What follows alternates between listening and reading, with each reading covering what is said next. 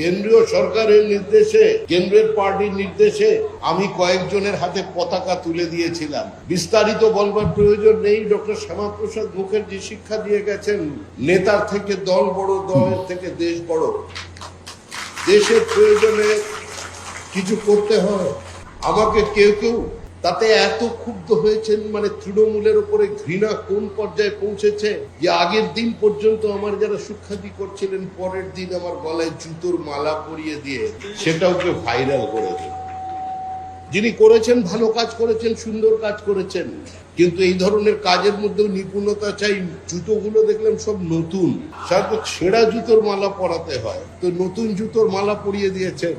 তাতেই বোঝা যাচ্ছে আমরা ঠিক কোন জায়গায় আছি। মানুষ কত কিভাবে তৃণমূল কংগ্রেসকে দেখতে চায়। আমি বলেছিলাম, এটা কোনো ব্যাখ্যা দেবার জন্য, আত্মপক্ষ সমর্থনের জন্য বলছি না, আমি বলছি এই সমাজটা তৃণমূল কংগ্রেসকে কিভাবে দেখছে। আমি বলেছিলাম যারা চাকরি কেনেননি, বিক্রি করেননি, যারা সিন্ডিকেটে অংশগ্রহণ করেননি, যারা নিরপরাধ মানুষের উপরে আক্রমণ করেননি, যারা বিভিন্ন সময় নির্বাচনকে কেন্দ্র করে মানুষের জীবনের তাপ উত্তাপকে বন্ধ করে দেননি, আজকে সেই সমস্ত তৃণমূল কংগ্রেস, তারা কি এই তৃণমূলের জন্য ভোট দিয়েছিলেন, এই সরকারের জন্য ভোট দিয়েছিলেন? আমরা আপনাদেরকে ভোট চাই। বলা হলো ভালো তৃণমূল। আমি বললাম ভালো আর কোথায়? তৃণমূল হচ্ছে ধবধবে কালো আর কুচকুচে সাদা। এটাই হচ্ছে তৃণমূলের আসল চেহারা। এই অত্যাচার ভুলে যাবেন না। এই অত্যাচারীদের যদি ভুলে যান, তাহলে এই ডিম যেদিকে পড়ছে, ডিম কিন্তু অন্যদিকে ঘুরতে বেশি সময় লাগবে না। আজকে এদের চিহ্নিত করতে হবে। জনবিচ্ছিন্ন করবার কাজ মানুষ করে দেবে, কিন্তু কেউ প্রোটেকশন দেবার স্বপ্ন দেখবেন না। সে পুলিশই হোক আর সে বিজেপির কোন নেতাই হোক, কাউকে প্রোটেকশন দিতে গেলে আর মিউনিসিপ্যালিটি অফিসে যাতায়াত বাড়িয়ে দিলে পার্টি তার বিরুদ্ধে ব্যবস্থা নেবে। যা করবে সরকার করবেন, যা করবেন রাজ্যের মুখ্যমন্ত্রী শুভেন্দু অধিকারীর নেতৃত্বে তার প্রশাসন করবে।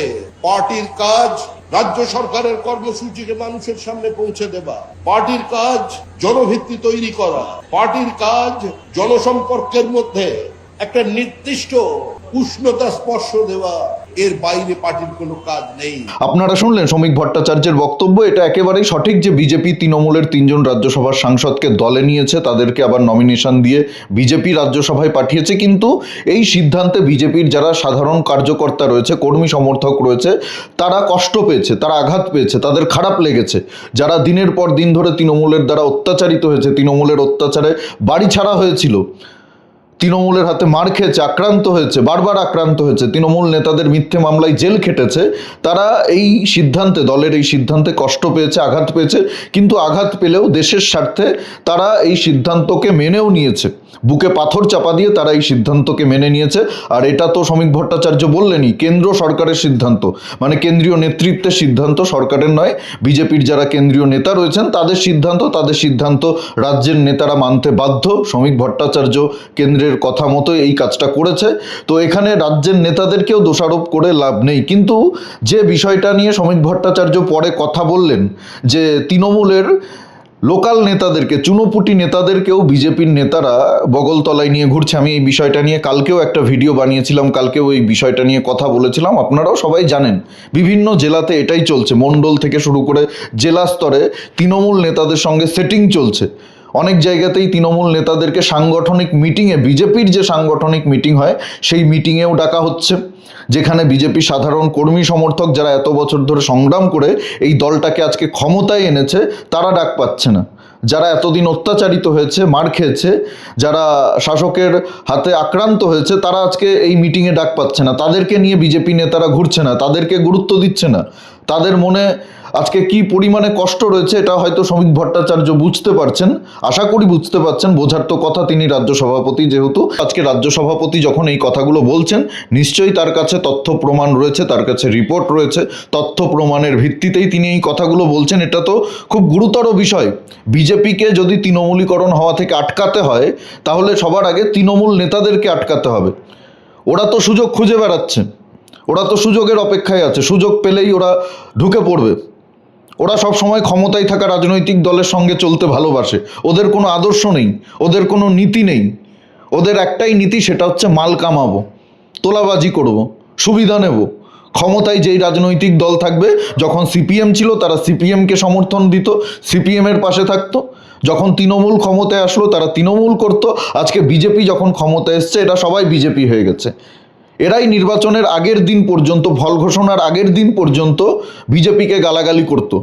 বিজেপি কর্মীরা জয় শ্রীরাম বললে তেড়ে যেত, মারধর করত। আজকে এরাই সবার আগে গালে গেরুয়া আবির মেখে বিজেপি হওয়ার চেষ্টা করছে। আর বিজেপির কিছু ধান্দাবাজ নেতা, যাদেরকে শ্রমিকবাবুরাই জেলার দায়িত্বে বসিয়েছেন, মণ্ডলের দায়িত্বে বসিয়েছেন, তারা এখন তৃণমূল নেতাদের সঙ্গে সেটিং করছেন, মাল কামানোর চেষ্টা করছেন। তৃণমূলের নেতারা মাল কামিয়েছে, তারা খুব ভালো করে জানে কিভাবে মাল কামাতে হয়, কিভাবে ধান্দা করতে হয়। তাদেরকে সঙ্গে নিয়ে এখন এই তোলাবাজি, ধান্দাবাজি, 2 নম্বরই কাজকর্ম করার চিন্তা ভাবনা করছে বিজেপিরও কিছু নেতা। সবাই তো ধোয়া তুলসী পাতা না রাজনীতিতে।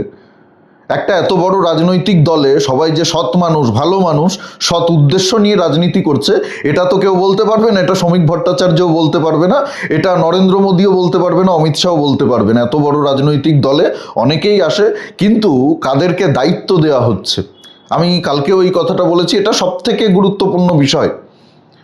কারা দায়িত্ব পাচ্ছে, কাদেরকে পদ দেওয়া হচ্ছে, সেটা গুরুত্বপূর্ণ। যাদেরকে দায়িত্ব দিচ্ছে রাজ্যের নেতারা, যারা সাংগঠনিক দায়িত্বে রয়েছে, শুভেন্দু অধিকারী তো দায়িত্ব দিচ্ছে না, শ্রমিক ভট্টাচার্যরাই দায়িত্ব দিচ্ছে, যারা সংগঠনের নেতা।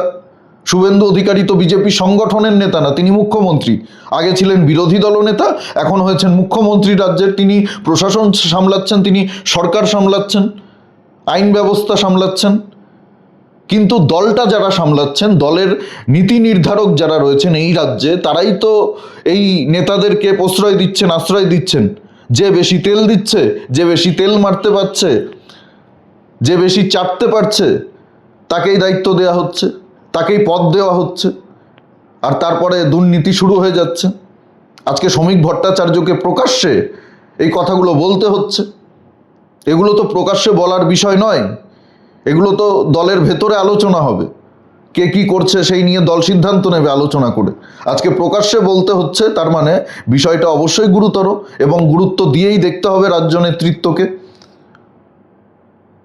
বিজেপি যদি একই রাস্তায় চলে, যেই রাস্তায় তৃণমূল চলেছে, যেই রাস্তায় সিপিএম চলেছে, ক্ষমতায় থাকা রাজনৈতিক দলের কিন্তু দায়িত্ব অনেক বেশি।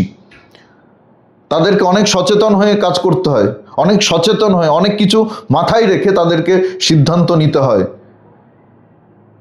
বিজেপি এত বড় একটা রাজনৈতিক দল, এই দলে অনেক আবর্জনা ঢুকবে। যতই আপনি বলুন না কেন বিজেপি গঙ্গার মতো পবিত্র, গঙ্গার মধ্যেও নোংরাগুলো ভেসেই থাকে। এটা মাথায় রাখবেন। গঙ্গা যেখান থেকে শুরু হয় সেখানে কিন্তু গঙ্গার জল ঘোলা থাকে না। গঙ্গা যত নিচের দিকে নেমে আসে ততই গঙ্গার জল ঘোলা হয়, ততই গঙ্গায় আবর্জনা মেশে, নোংরা মেশে। গঙ্গা সবাইকেই নিয়ে চলে। গঙ্গা এর জন্য অপবিত্র হয় না, কিন্তু গঙ্গা দূষিত হয়। এই বিষয়টা আশা করি রাজ্য নেতৃত্ব মাথায় রাখবে, মাথায় রেখেই সিদ্ধান্ত নেবে। যাই হোক, এই বিষয়ে আপনাদের কি মতামত অবশ্যই কমেন্টে জানাতে ভুলবেন না। আর ভিডিওটি যদি ভালো লাগে, আপনারা যদি আমার সঙ্গে সহমত হন, অবশ্যই প্রচুর পরিমাণে শেয়ার করুন, লাইক করুন। আর জাগরণ বাংলা ইউটিউব চ্যানেলে নতুন হলে অবশ্যই চ্যানেলটি সাবস্ক্রাইব করে পাশে থাকুন, পাশের বেল আইকনটি প্রেস করে দিন। আমাদের প্রতিটি ভিডিওর নোটিফিকেশন আপনাদের কাছে সবার আগে পৌঁছে যাবে। সবাই খুব ভালো থাকুন, সুস্থ থাকুন, আশেপাশে সবার খেয়াল রাখুন। জয় হিন্দ, বন্দে মাতারাম, ভারত মাতা কি জয়।